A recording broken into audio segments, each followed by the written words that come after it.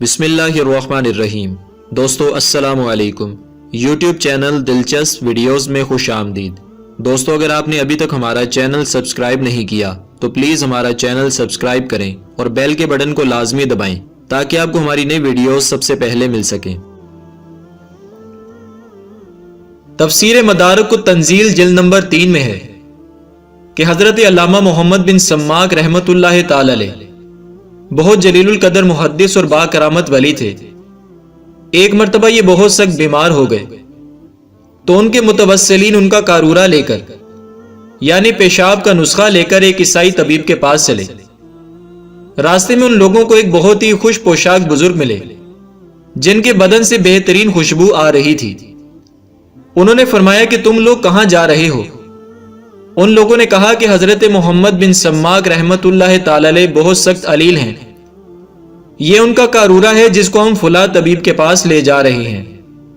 یہ سن کر ان بزرگ نے فرمایا کہ سبحان اللہ، ایک اللہ تعالیٰ کے ولی کے لیے تم لوگ ایک اللہ تعالیٰ کے دشمن سے مدد لینا چاہتے ہو؟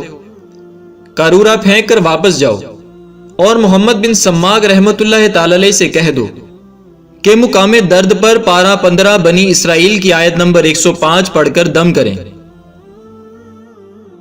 یہ فرما کر بزرگ غائب ہو گئے اور لوگوں نے واپس ہو کر حضرت محمد سماک رحمت اللہ تعالی علیہ سے ذکر کیا تو آپ نے مقام درد پر ہاتھ رکھ کر آیت کے ان دونوں جملوں کو پڑھا تو فوراً ہی آرام آ گیا۔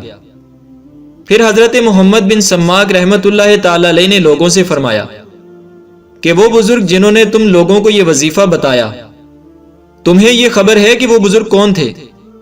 لوگوں نے کہا کہ جی نہیں، ہم لوگوں نے انہیں نہیں پہچانا۔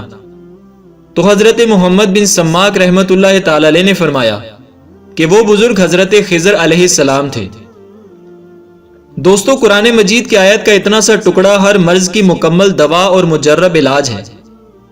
مرض کی جگہ پر ہاتھ رکھ کر پڑھ دیا جائے تو بیماری دور ہو جاتی ہے، لیکن شرط یہ ہے کہ پڑھنے والا پابند شریعت ہو اور سچ بولنے والا ہو اور رزق حلال کمانے اور کھانے والا ہو۔ بلا شبہ یہ آیت شفاء امراض کے لیے قرآن مجید کے عجائب میں سے ہے۔